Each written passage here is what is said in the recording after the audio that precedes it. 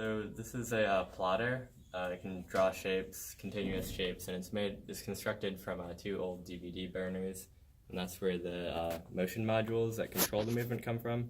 And it's hooked up to step motor drivers that drive the whole thing and make it run. Where the motor drivers? The motor drivers are back here. It's okay.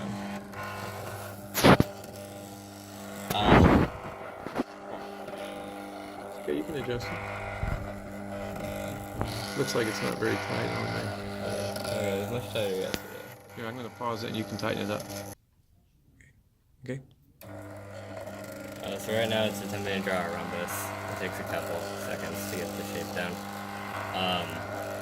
And ideally, if I had more time, it'd have like a better 3D printed carriage or laser cut. So this is just Velcro holding the pin on. Yeah, it's just Velcro holding it together. Did it work? You tried it with a pen. Did it work with a pen? No, it didn't work with the pen. It only worked with the marker. So now it's doing this more straight rhombus. And what other shapes do you have?